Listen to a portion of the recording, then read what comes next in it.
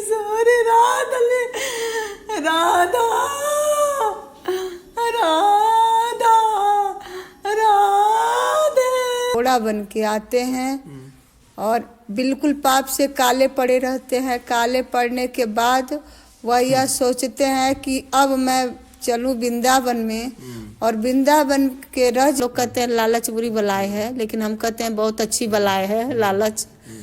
क्यों कि भगवान कहते हैं कि लालच खुशी उस तरह से खुशी से मन में रहा और आंखों में आंसू आ रहा था। हे प्रभु, अब मैं आपको छोड़ के कहाँ जाऊं। जहाँ भी सुन लेती हूँ कि ये भगवान जी यहाँ पे हैं और ऐसे यहाँ पे मंदिर है, इस जगह पे स्थान है भगवान, तो मैं तड़पने लगती हूँ जैसे मछली पानी के लिए तड़पती है कि मैं कब दर्शन। वही जो राम रचि राखा को कई तर्क बढ़ावे शाखा, कर्म प्रधान विश्व रचि राखा। तो मैं संतों को बहुत, क्योंकि लिखा है संतों का महात्मा है कि संत का क्षण अन्न का कण गंगा का जल कभी व्यर्थ नहीं जाता। कहते तो माता जी का जो मोबाइल था वो शायद रास्ते में या कहीं गिर गया, पता भी नहीं चला। और क्योंकि रिक्शे में माता जी बैठे थे तो जो ये जो जैकेट टाइप का होता है तो हो सकता है नीचे निकल गया, वो पता नहीं चला। जब माता जी आश्रम पे आई तो बोले कि एक बार फोन लगाना, मोबाइल नहीं मिल रहा। लेकिन मुझे लगा कि संसार नाशवान है जी। और संसार में रहने के बाद आदमी माया और ये काम क्रोध लोभ मद बचपन से ही पाने की लक्ष्य थी हमारे मन में। अच्छा। ऐसा होता था कि मैं मंदिर मंदिर मंदिर का सपना, हमेशा मंदिर का सपना ही बचपन से ही भजन गाने का, भजन लिखती थी और भजन गाती थी। आनंद आता था, खूब आनंद आता था। किशोरी तेरे चरणन की रज पाऊं, किशोरी तेरे चरणन की रज पाऊं, बैठी रहूं कुंजन के कोने, श्याम राधिका गाऊं, किशोरी तेरे चरणन की रज पाऊं, किशोरी तेरे चरणन की रज पाऊं। हरे कृष्णा, राधे राधे। आप सभी भक्तों को मैं सुनील माधव से एक बार फिर स्वागत करता हूँ आपके अपने चैनल ब्रज के भक्त में। जैसा कि आप सभी भक्त लोग हमारे इस चैनल के माध्यम से लगातार ठाकुर जी के कृपा से, राधा रानी कृपा से भक्तों के अनुभव और भक्तों के दर्शन करते आ रहे हैं। आज हम वास्तव में एक ऐसी माता जी से मिलने वाले हैं जिनके आपको दर्शन मात्र करने से आपके जो हृदय में अपने आप आनंद रस उमड़ आएगा और ऐसा मन करेगा कि अभी माता जी के दर्शन करने हम लोग सीधा प्रसन्न आ जाते हैं।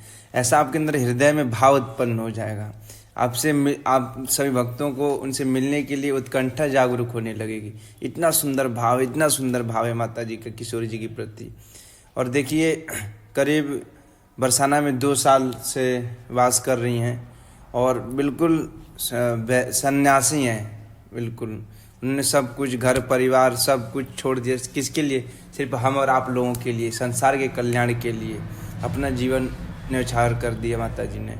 तो माता जी से आज जानेंगे कि कितने साल से ब्रज में रह रही हैं, कैसे से ठाकुर जी की कृपा हुई, कैसे श्री जी की कृपा हुई कि उन्हें ब्रज में आने का ये सौभाग्य प्राप्त हुआ। और वो जिस स्थिति में हैं अभी, वो मैं आपको शब्दों में व्यक्त नहीं कर सकता। तो आज ये हमें बहुत परम सौभाग्य मिला है माता जी से वार्तालाप करने का, उनसे कुछ जानने का, उनसे सत्संग लेने का। तो आप सभी भक्त लोग इस वीडियो को थोड़ा सा भी मिस मत करिएगा, आप लोग पूरा लास्ट तक जरूर सुनिएगा।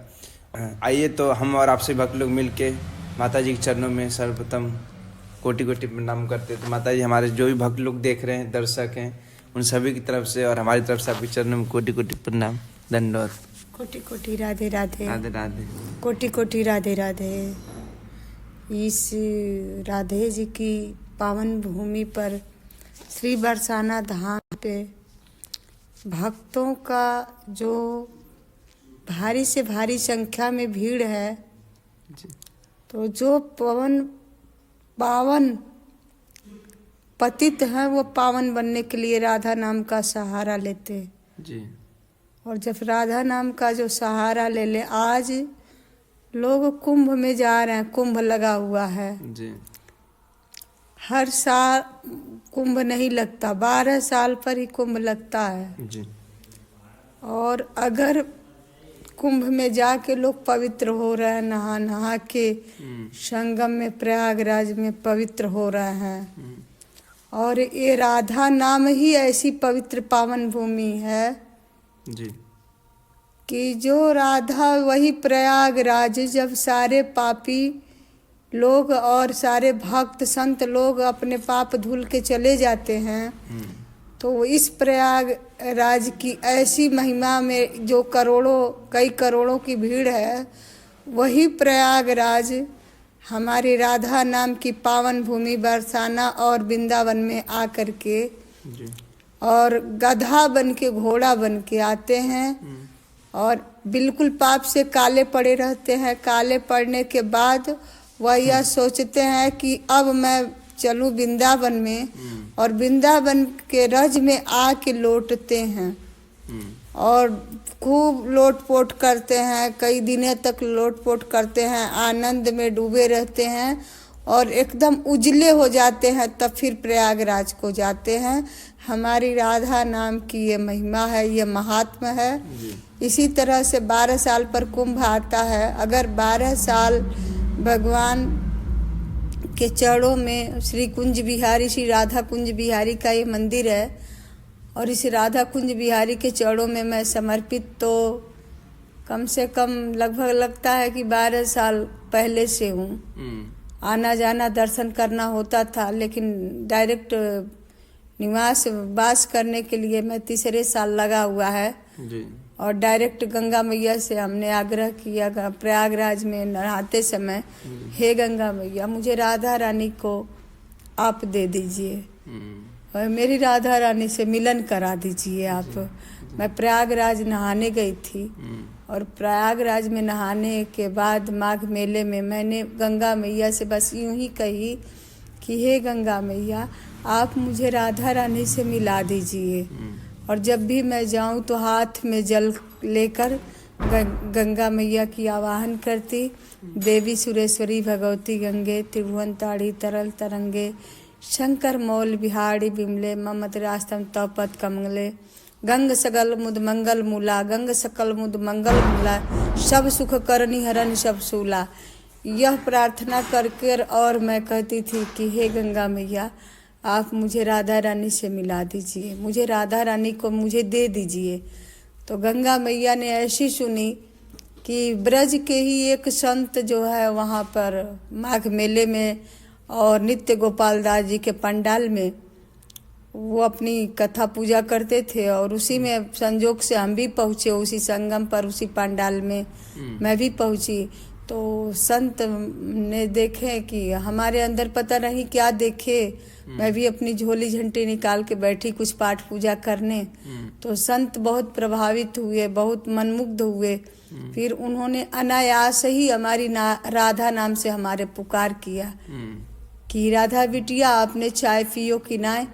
तो हमने कही नहीं महाराज जी हमने तो चाय नहीं पिए हैं, तो अभी पी लेंगे हम चाय। तो उनके चेले थे तो कहे कि हमारी राधा बिटिया को आप चाय पिलाओ, राधा बिटिया को मेरी चाय पिलाओ। भैया उनके अंदर ये अपने आप भाव आयो, पता नहीं कैसे उनके अंदर हमको देख के ऐसे भाव आयो। अच्छा। और ऐसे कह रहे राधा बिटिया आपने चाय पियो। तो हम कहे ना महाराज जी मैंने चाय नहीं पी, अभी पी लेंगे, अभी तो पूजे बाकी है मेरे। अच्छा। तो अपने शिष्य थे वहाँ पे, 2-4 शिष्य उनके थे, तो उन्होंने बोला शिष्यों से कि मेरी राधा बिटिया को चाय पिलाओ आप लोग। और जैसे उन्होंने राधा बिटिया मेरे नाम रखी तो पूरे पंडाल में जिधर जाऊं, दूसरे पंडाल में भी जिधर लोग देखे हमको तो बस यही बोले कि राधा राधा, ऐसे सब लोग हमारे नाम राधा राधा वहाँ प्रयागराज में पुकारने लगे। मुझे ऐसा लग रहा राधा रानी आपको यही बुलावे कह रही। ऐसे लग रहा था कि सारे लोग क्यों ऐसा कर रहे हैं, हमको बहुत अचंभित होती थी। कुछ देर के लिए मैं गुम हो जाती थी, सोचने लगती थी ऐसा सबको हो क्या गया है कि सब लोग अपने अपने कुटिया में जहाँ जहाँ लोग कल्पवास करते सब लोग हमको लगे बहुत ज़्यादा लिफ्ट देने लगे कि आप मेरे वहाँ प्रसाद पालो, आप मेरे वहाँ पालो, राधा राधा आप राधा जैसे लग रही, ऐसे ऐसे सब लोग कहने लगी। हमारी गंगा मैया का तो गंग सकल मुद मंगल मूला सब सुख करनी हरन सब सूला, वो तो उनकी बहुत ही महिमा है। साक्षात कलयुग की देवी है, धारा प्रवाह करने वाली। तो उसी तरह से जो प्रयागराज है, गंगा मैया हमको फिर वो संत जी मान मंदिर के लिए और हमको अचानक ऐसे चाय पिलाए शिष्यों से कहकर कि आप लोग हमारी राधा बिटिया को चाय पिलाओ पहले। फिर चाय पिलाने लगे, फिर हम लोग सत्संग करते, हम भी थोड़ा भजन वजन गाते। और संत जी तो ऐसे दिव्य संत हैं कि आज के डेट में उनके पास मोबाइल भी नहीं है, रहने वाले ब्रज के हैं लेकिन रहते हैं, उनके गुरु हैं अयोध्या के। इसलिए अयोध्या में छोटी छावनी में नित्य गोपाल दास जी के पास में ही रहते हैं वो। तो फिर उन्होंने हमसे कहा कि बेटी कैसे हाल चाल? हम कहे बस महाराज जी बैकग्राउंड में तो मैं रामचरितमानस प्रवचन भजन जगराता करती, लेकिन फिलहाल अब लॉकडाउन से छोड़ने का मन हो गया है, अब नहीं करते हैं। कहीं जाने का मन नहीं होता है, पब्लिक सिटी में किसी से बात करने का मन नहीं होता है। और फिर महाराज जी ने इतना परिचय पूछने के बाद हमसे कहे कि आपको राधा रानी पुकार रही है, आपको राधा रानी बुला रही है। अच्छा। आप सीधे चली जाओ बरसाना और वहाँ आपको राजधानी लिखी है, आपको राजधानी मिलने वाली है और राधा रानी के चरणों में आप चले जाओ। फिर वो मान मंदिर के पता बताए और मान मंदिर का पता बताने के बाद हमसे कहे बेटा इस संसार में कुछ है ही नहीं, बस राधा रानी आपके लिए बनी है और सीधे आप अयोध्या मत जाओ। उसके पहले मैं अयोध्या निवास करती। अच्छा, मैं आपको शरीर अयोध्या थे? जी, अयोध्या से मैं निवास करती। तो जन्म तो हुआ गोरखपुर में, लेकिन तो अयोध्या आके प्रवचन का काम करती, संत गिरी का काम करती। अच्छा, मतलब कि सबको सत्संग से भगवान से जोड़ना, प्रवचन करना, सत्संग करना, रामचरितमानस का गायन करना। और मेरा अंतिम लक्ष्य और लास्ट लक्ष्य और फर्स्ट लक्ष्य ये कही है कि अपने तो भगवान से जुड़े ही, राधा रानी से और श्री हरि से, श्री जगन्नाथ जी से, जितने भी हमारे भगवान जी हैं सब एक ही हैं। लेकिन जैसे एक व्यक्ति के नाम कई नाम हो जाते हैं, उसी तरह भगवान के एक रूप से 1000 रूप होते हैं, एक रूप से एक नाम से 1000 नाम होते हैं। तो फिर मैं वहाँ पे रह के प्रवचन सत्संग करती और जगराता, रामचरितमानस, सुंदर धार्मिक सारे अनुष्ठान का हमारे पास कार्यक्रम आता। भक्त लोग फोन करते, माता जी हमारे घर पे ये काम करना है, आपको यहाँ प्रवचन करना है, यहाँ रामायण करना है, यहाँ जगराता करना है, हमारी ये परेशानी है। यही सब जो है ठाकुर जी ने हमको, वैष्णो देवी ने यही सब नौकरी दे रखी थी। फिर ये फील्ड वर्कर नौकरी जो था फिर हम लॉकडाउन से बंद कर दिए। तो मैया ये आपको मैं यूँ चाह रहा हूँ कि आपने अपने जो यह अवस्था तक पहुंचने का जो मतलब बचपन तक बताओ कि कैसे यह अवस्था तक कैसे पहुंची आप? बस बचपन से ही पाने की लक्ष्य थी हमारे मन में। अच्छा। ऐसा होता था कि मैं मंदिर का सपना, हमेशा मंदिर का सपना ही बचपन से ही भजन गाने का, भजन लिखती थी और भजन गाती थी, आनंद आता था, खूब आनंद आता था। मेरी मम्मी धार्मिक थी, मैं कोटि कोटि उस माँ बाप के चरणों में प्रणाम करती हूँ जो हमारे माँ बाप ही हमारे सतगुरु हो गए। और ऐसे माँ बाप सबको भगवान दें, राधा रानी सबको दें। हमारी मैया हमारी गुरु हो गई और माँ बाप के सहायता से मैं बचपन से ही भजन लेखन करती थी, कवि का काम करती। अच्छा, बचपन से? जी, घर में रह के बचपन से भजन लिखती और भजन गाती भी थी। आप कितने भाई बहन थे? भाई हमारे एक ही है और बहन जो है हम लोग फिलहाल तत्काल में 6 हैं। और 6 2 लोग एक्सपायर हो गई बचपन में। तो 6 में से आप ही एक थी जो भगवत मार्ग पर निकली? जी, बाकी सभी लोग भगवत मार्ग वाले ही हैं और अब सब लोग तो बहुत अच्छी हैं, भजन वजन करती हैं। लेकिन मुझे लगा कि संसार नाशवान है और संसार में रहने के बाद आदमी माया और ये काम, क्रोध, लोभ, मद सब होता रहता है। और जैसे जिस चीज़ के आदमी सामने रहता है, जैसे हम अगर कोई सांसारिक वस्तु रखा हुआ है, खाने का लड्डू है तो ललचाएगा जीवन खाने के लिए। ये जीवा जो है अपनी कार्यक्रम चालू कर देगी कि भैया हमको पानो है। ये आँख है तो आँख भी देखकर ललचाएगा लड्डू को। तो जब हम लड्डू के पास ही नहीं रहेंगे तो फिर हमारी लालच मन और ये जिह्वा और आँख कभी लालच नहीं कर सकती। तो इसलिए हम सोचे जिस वस्तु से हमारी आसक्ति बनती है उस वस्तु को छोड़ेंगे नहीं तो हमारी आसक्ति खत्म नहीं होगी जी। इसलिए हम आसक्ति को छोड़ने के लिए फिर हमारी जो है ऐसा लगा कि सब लोग जान रहे थे पहले से हमारे घर में ससुराल में मायके में किए तो सत्संग करती हैं तो और ये भजन गाती हैं, ये जगह जगह दूर दूर जाती हैं, लोग इनके अनेकों भक्त हैं, इनको बहुत सेवा करते हैं, मान मर्यादा करते हैं, इसलिए हमें कोई रोक टोक नहीं करता था। तो भैया आपको मतलब ये शादी वगैरह सब करवाया हो तो घर वाले ने? हाँ जी। अच्छा। करवाया। तो फिर ये अवस्था फिर कैसे आई, मतलब आप बस कैसे मोह कैसे हटा आपका? जब मोह जब कहते हैं कि जब भी कुछ कृपा ठाकुर जी की अनंत कृपा होती है, जब कई जन्मों का कल्प कल्पांतर जन्म जन्मांतर का जब पाप का नाश होता है, अंधेरा छट जाता है, जैसे सुबह का अंधेरा छटने के बाद सूर्य निकलता है और उजाला होता है, सब लोग अपना काम क्रिया करना शुरू कर देते हैं, उजाला होते ही अंधेरे होने तक बैठे रहते हैं, सोए रहते हैं। उसी तरह कल्प कल्पांतर जन्म जन्मांतर का जब पाप का नाश हो जाता है तो जीवन में उनके भगवान के कृपा रूपी अगर आदमी चाहता है जो इच्छा करी हूँ मन माही, हरि प्रसाद कछु दुर्लभ नाही, जो इच्छा करी हूँ मन माही, हरि प्रसाद कछु दुर्लभ नाही।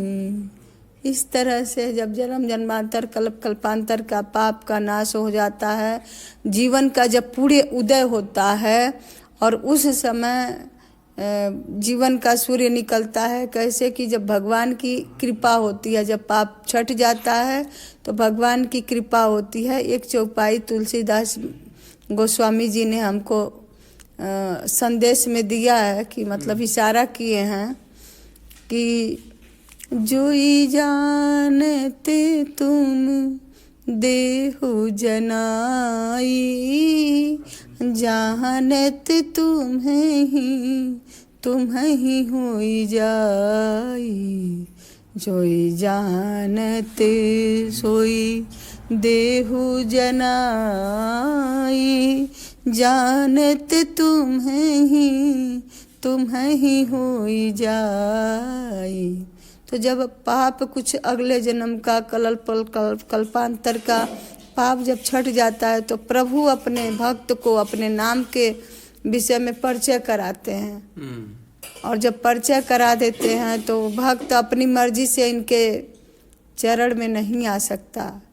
तो इस पे अनंत कोटि कृपा भगवान प्रभुपाद श्री चैतन्य महाप्रभु की होती है, तो तभी चित्त में भगवान की जो है छवि, श्री राधा रानी की छवि, श्री राधा कुंज बिहारी की छवि की बार बार याद आएगी, बार बार उनके नाम का स्मरण आएगा। और कुछ भक्त अपने भी प्रयास करते हैं कि हमको भगवान का मंदिर मिले, हमको भगवान का नाम मिले, हम भगवान का दर्शन करें। कुछ ऐसे भी भक्त की परिश्रम रहती है और चाहत रहती है, लालच रहती है।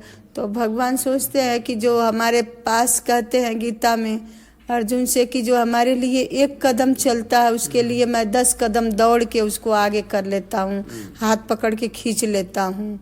तो उसी तरह से मैं भी बचपन से ही ऐसे मेरी चाहत थी कि हे प्रभु मैं ऐसे कुछ कर्म करूं कि जिससे 1500 लोग मेरी बाणी को सुने, मैं सत्संग करूं और इस सत्संग रूपी गंगा की धारा में मैं सबको नहला सकूं और सबको शुद्ध करके और भगवान के चरणों में ला सकूं, सत्संग की धारा में नहला के।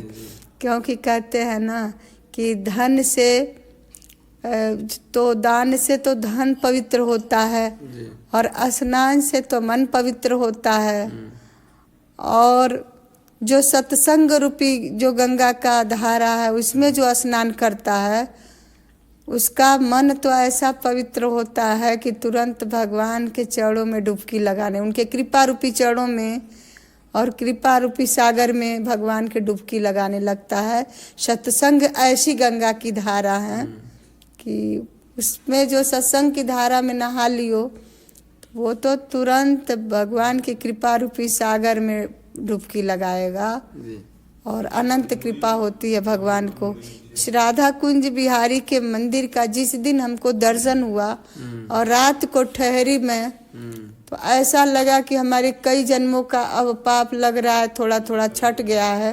तो ये श्री राधा कुंज बिहारी के शरण में मैं इनकी छवि की विग्रह की दर्शन कर रही हूँ और ऐसा मन लगा कि यह श्री कुंज बिहारी, कोई इंसान किसी को तो रख नहीं सकता, आप मुझे यहीं रख लीजिए तो अच्छा होगा। क्योंकि जबकि मैया ऐसा कछु हाथों भी ना हो, श्री जी ने पता न जाने कैसे प्रेरणा दी आपको। मैं तो बस परिक्रमा मार्ग में वृंदावन में थी और एक महाराज जी थे जो इसे श्री राधा कुंज बिहारी से जुड़े हुए महाराज जी हैं और इनकी बहुत कृपा है महाराज जी पर। तो मैं परिक्रमा कर रही थी, महाराज जी नीचे सर करके जो है और अपनी मोबाइल देख रहे थे और मैं उस समय परिक्रमा करते हुए आ रही थी।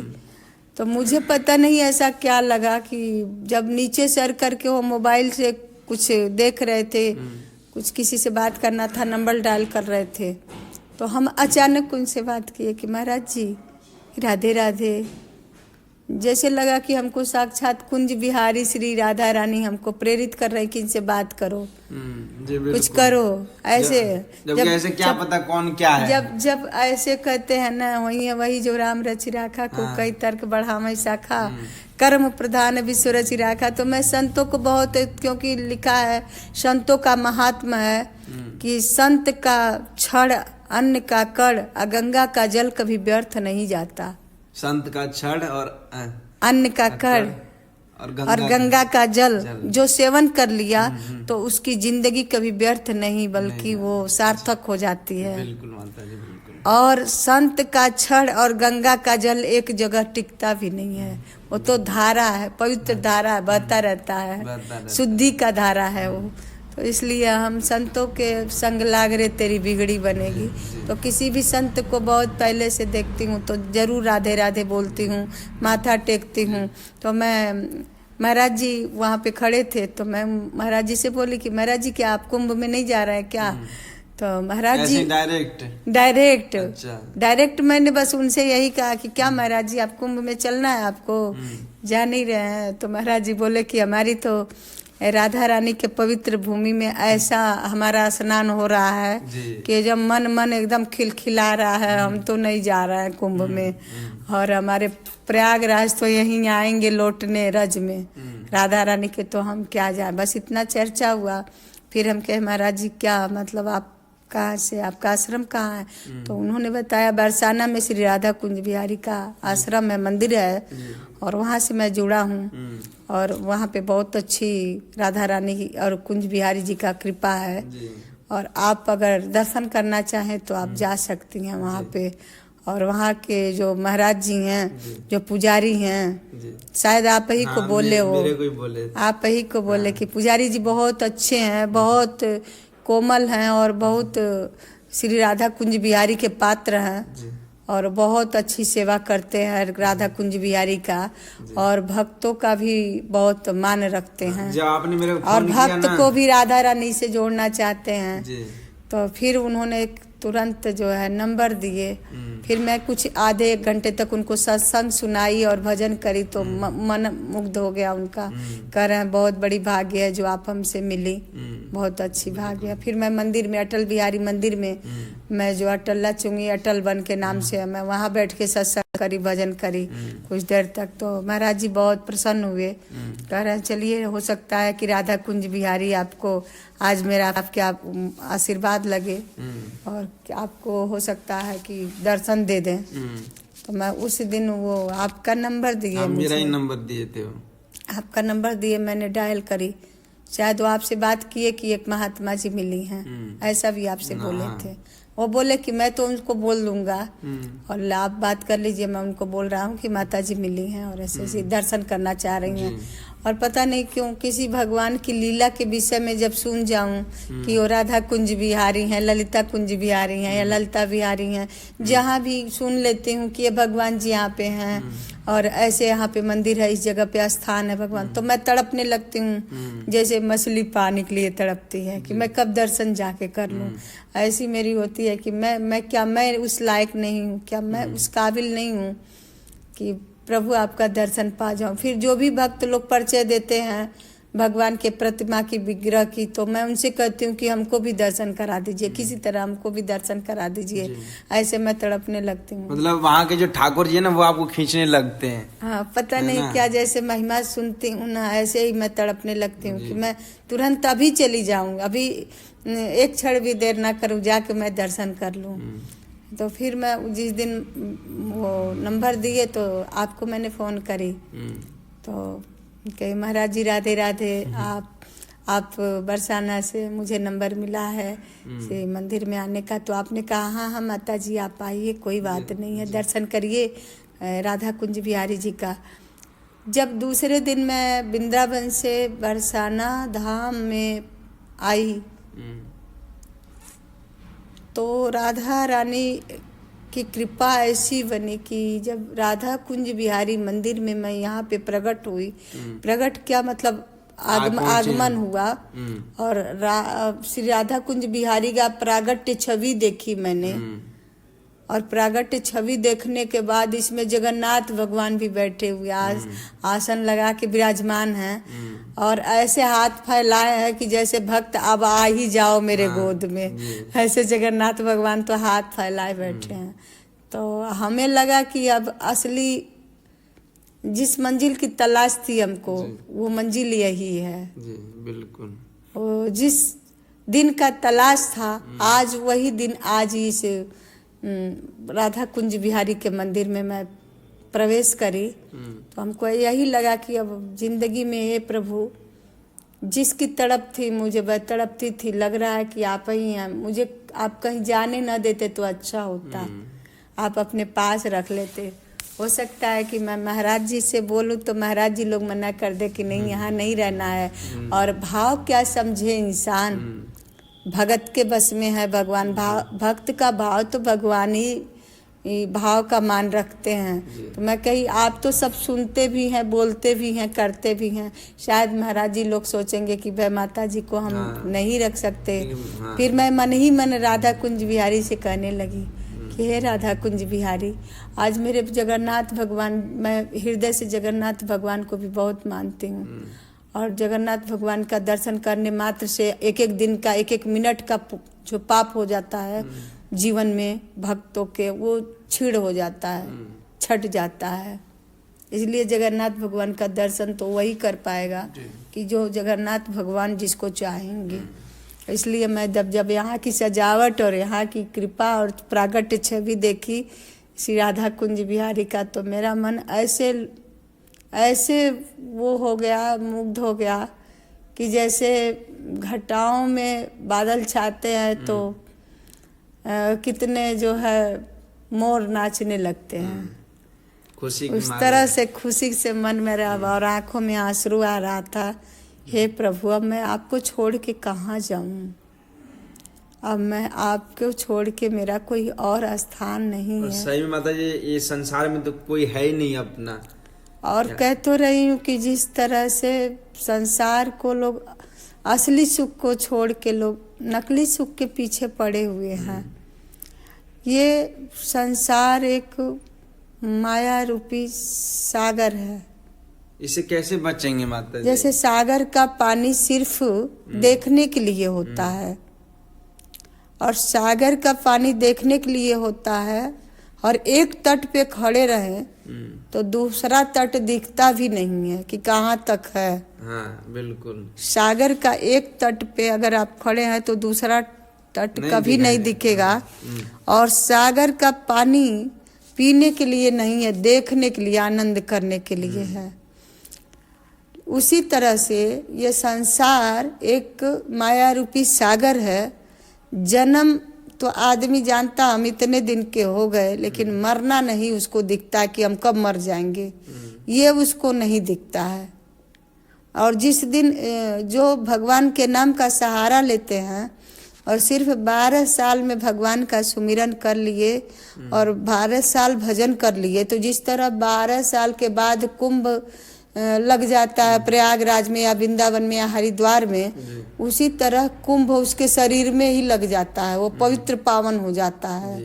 12 साल कोई अगर भक्त पाप कर रहा हो, दुराचार कर रहा हो, उसके जीवन देखिए तहस का नहस हो जाता है। 12वां साल लगते लगते उसका जीवन तहस का नहस नष्ट हो जाता है। तरह तरह की विपदाएं आपदाएं, तरह तरह की समाज में उसकी पतिहास होने लगती है, उसके सारे संसार उसका सारा सुख छीनने लगता है, मतलब वो बर्बाद हो जाता है 12 साल के बाद। 12 साल वो जो कुकर्म करता है, अगर दुराचार करता है, 12 साल के बाद वो बर्बाद हो जाता है।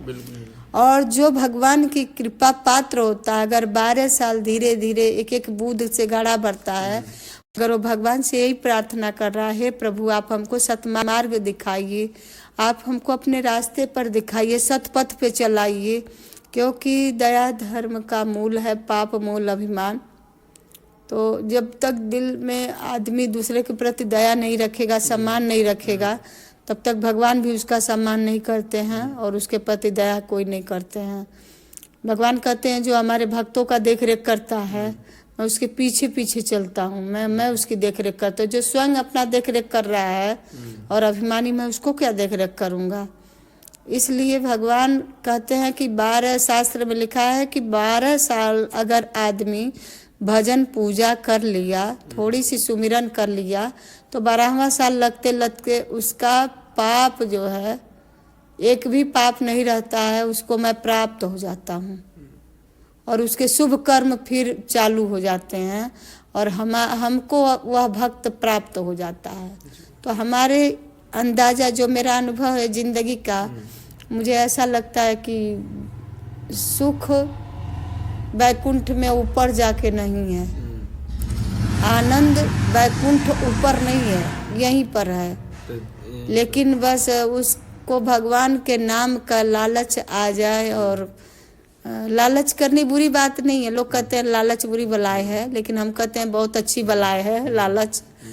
क्यों कि भगवान कहते हैं कि लालच करना हो तो संसार की लालच मत करो, संसार को पाने का, संसार के साधन का लालच मत करो, साधना का लालच करो। जिस तरह समुद्र का पानी जो है देखने के लिए है, पीने के लिए नहीं। कितना भी प्यास लगी हो, लेकिन समुद्र का पानी आदमी पी नहीं सकता है, बस देख देख के ललचाएगा और प्यास बढ़ता जाएगा और प्यास बढ़ता जाएगा। वो पानी इतनी सुंदर लगता है देखने में, उज्जवल और स्वच्छ, कि और देख देख के उसकी प्यास बढ़ती जाती है, बढ़ती जाती है, और प्यास कम नहीं होता है। लेकिन बुझाने के लिए वो सागर नहीं है, समुद्र बुझाने के लिए नहीं, बस बढ़ाने के लिए है।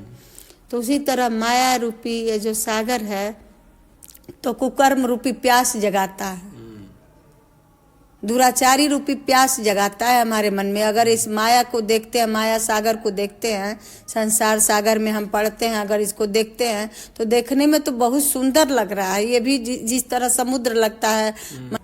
तो इसलिए वो कहते हैं कि जो हमारे कृपा रूपी संसार में, नाम रूपी संसार से जुड़ेगा, क्योंकि संसार तो संसार है, संसार बनाने वाला तो कई करोड़ों संसार बना देगा ऐसा। हम इस संसार को पकड़ रहे हैं, माया रूपी संसार को, और जो इस संसार को बनाया है उसमें इतनी क्षमता है, इतनी पावर है कि वो करोड़ों संसार ऐसा बना देगा। जी बिल्कुल। तो इसीलिए वो कहते हैं कि जो हमारे माया रूपी समुद्र में जाएगा, उसकी लोभ, क्रोध, मोह, मद, माया, दुराचार, मतलब वासना, कामना, यही सब उसके अंदर वो प्यास जगती जाएगी, जगती जाएगी, जगती जाएगी। अब बुझने के लिए बुझाने वाला कोई वो संसार नहीं बुझा सकता। तो मैया, मेरे मन में एक प्रश्न है, जैसे आप ठाकुर जी से, किशोर जी से जुड़ी है ना, तो मैंने बहुत सुना है, मेरा अनुभव है ये, क्योंकि मैंने बहुत संतों से, बहुत भक्तों से बात किया है कि जब वो ठाकुर जी की तरफ बढ़ते हैं ना, ठाकुर जी उनको परेशान करने लग जाते हैं, इतना परेशान कर देते हैं कि इतना एक समय ऐसा मन है एकदम छोड़ दो, एकदम भगवान पर भरोसा ही नहीं होता है। हाँ। फिर लोग ताने मारते हैं, अरे तू तो भजन कर रही है फिर भी तेरे को इतना दुख, इतना कष्ट है। हाँ। तो आपके साथ ऐसा हुआ है कभी? हाँ, मेरे साथ भी ऐसा हुआ है। अच्छा। जब भगवान अपने कृपा में लेते हैं तो एक साधारण व्यक्ति, मनुष्य, रिश्तेदार, चाहे अपने लोग, तो ऐसे आना मिलते ही नहीं हैं। जब तक हमारे पास कुछ धन दौलत ना रहे तो तक कोई अपना इस संसार में नहीं है। अच्छा। तो जब तुच्छ मनुष्य ऐसे फ्री में नहीं मिल सकता, हमको संबंध नहीं निभा सकता बिना दौलत का, बिना पैसे का, हम ही क्यों ना हो। जब हम तुच्छ, इतने तुच्छ है कि अगर किसी के पास पैसा न रहे तो हम उससे बातें नहीं करते हैं, पूछते ही नहीं हैं, मुंह फेर लेते हैं। तो हमारे जो संसार बनाने वाला सागर, जो कईयों सागर बना सकता है, संसार सागर, वो कैसे हमको ऐसे ही अपना लेगा। वो भी जिस तरह उसे भक्ति का एक लक्ष्य बताया गया है, एक लक्षण बताया गया है भक्त का, और लक्षण कैसा होना चाहिए और संत का लक्षण क्या होना चाहिए। ये जैसे बीमारी के लक्षण होते हैं, ऐसे भक्त का, संत का लक्षण भी बताया गया है शास्त्र में। और ये भी बताया गया है कि भगवान किस तरह से प्राप्त होते हैं। एक जो है भक्त रहता है तो भक्त की उपाधि दी गई है मछली से।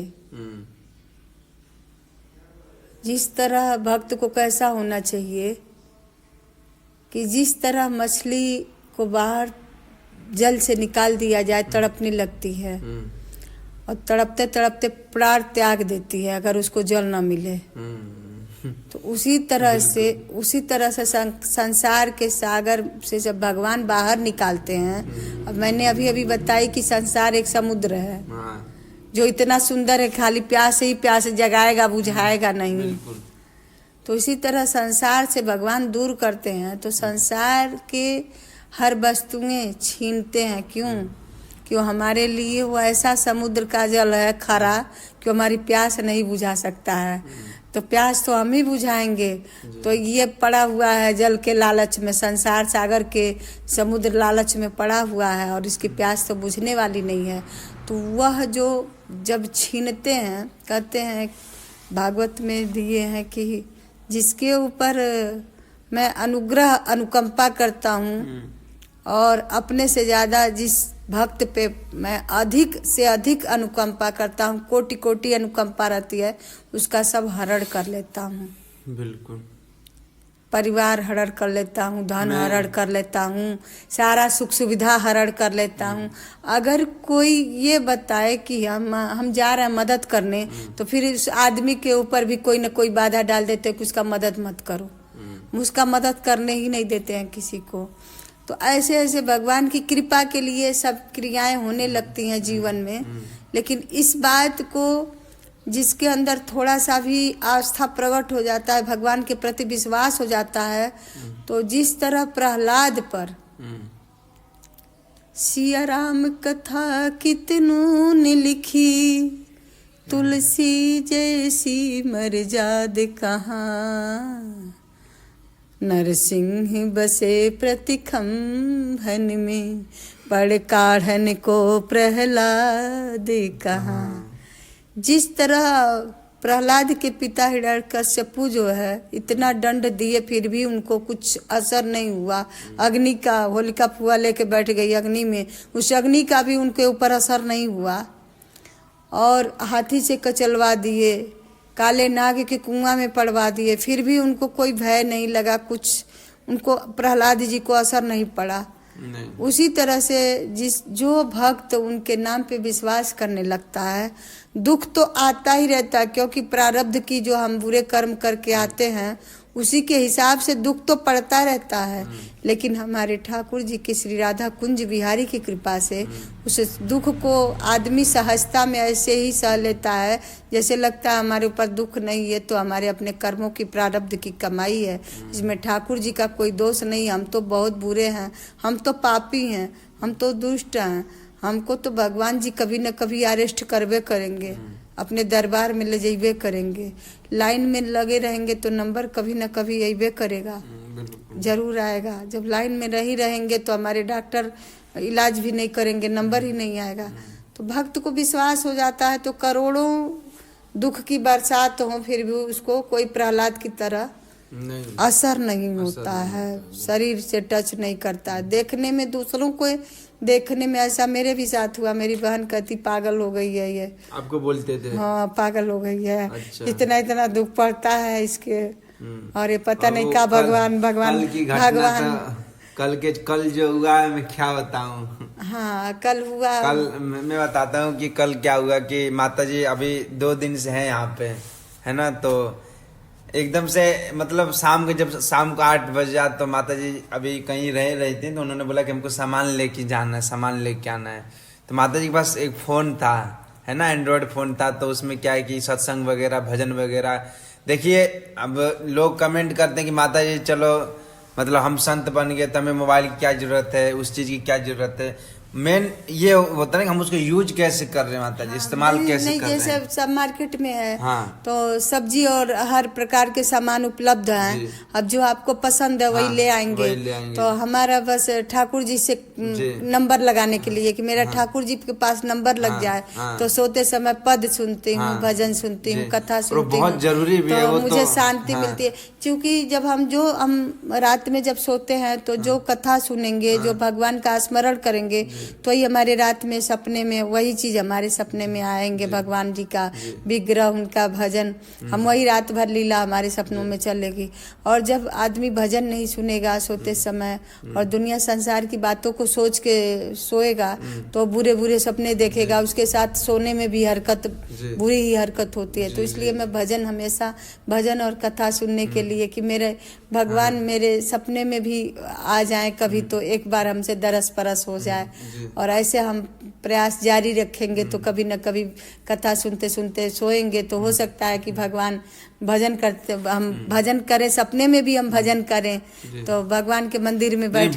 बहुत अच्छा है ना। उससे क्या है कि पूरा जो हमारा जो बोलते हैं कि कान से, आँख से और नाक से और मुंह से हर भक्ति होती है। मैं अगर कोई काम भी करती हूँ तो मुंह से कीर्तन करती हूँ, बिल्कुल। तो और कान से श्रवण करती हूँ भजन, और मुंह से भी कीर्तन कर रही हूँ, कान से भी सुन रही हूँ।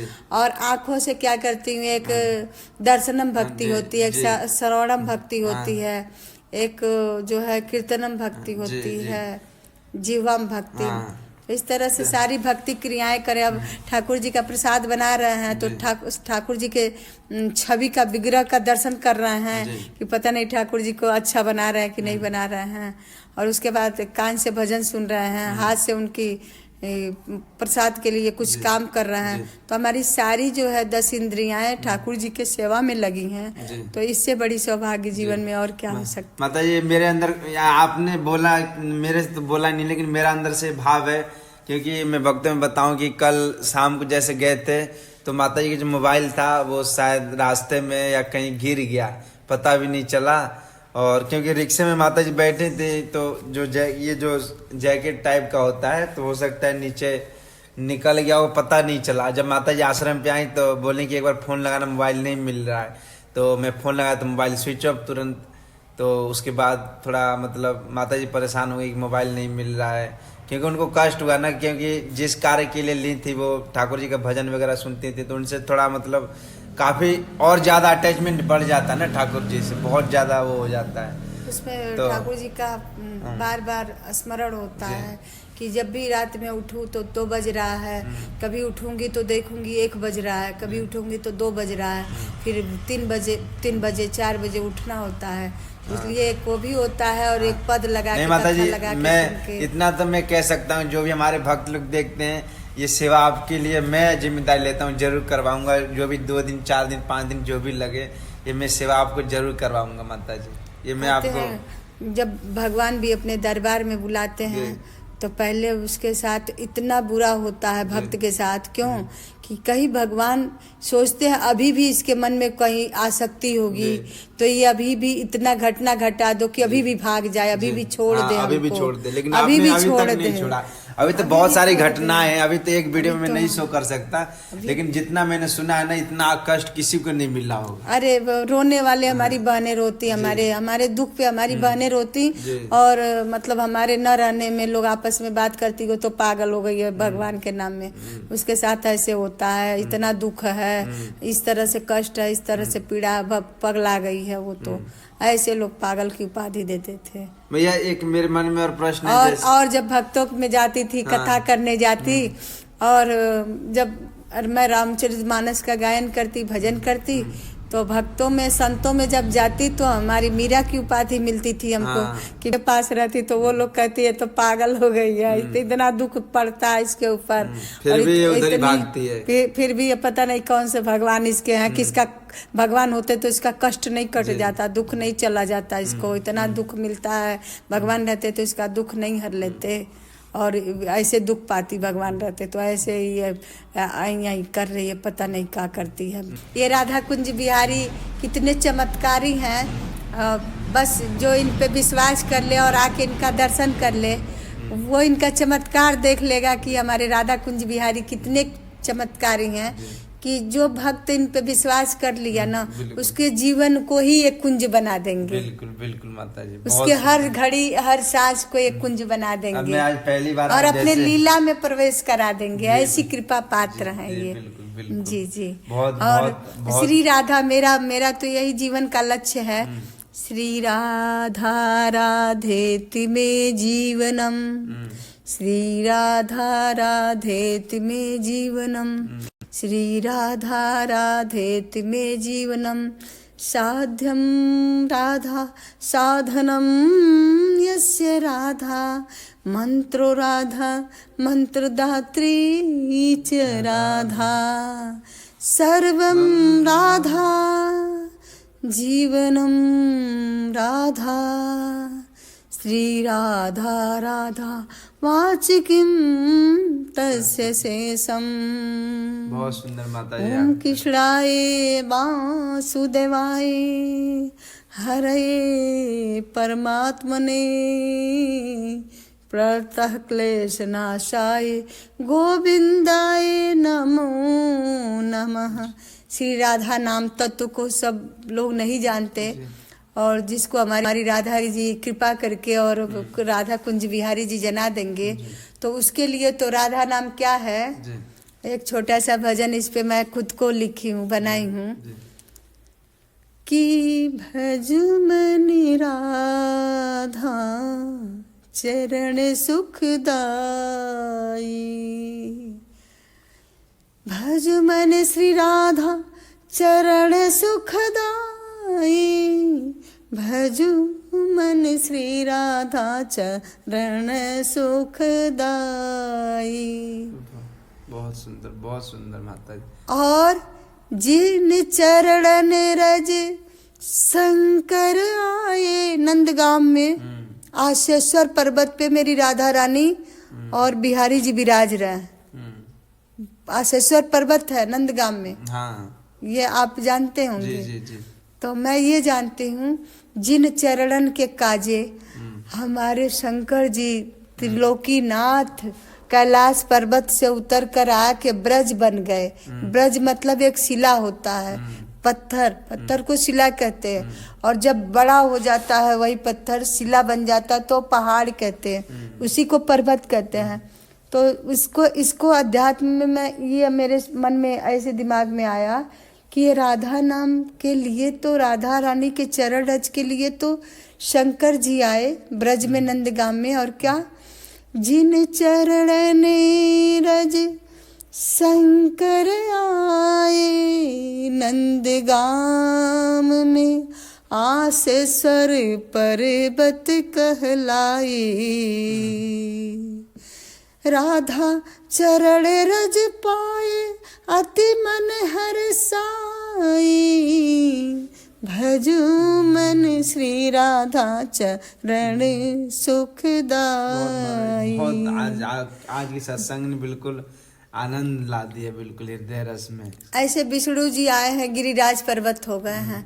ब्रह्मा जी आके बरसाना धाम में तो उनको अपने मस्तक पर ही राधा रानी के चरण रख लिए हैं, उनके रज के काजे। तो ये सब महिमा महात्मा है, राधा नाम की बहुत सारी महात्मा है, महिमा है, जो मैं एक एक कथा भी आपको महिमा का सुनाऊंगी, राधा नाम महिमा का। मैं आपको, और जो सेवा आपने मुझे दी है मैं उसको बहुत जल्दी पूरा।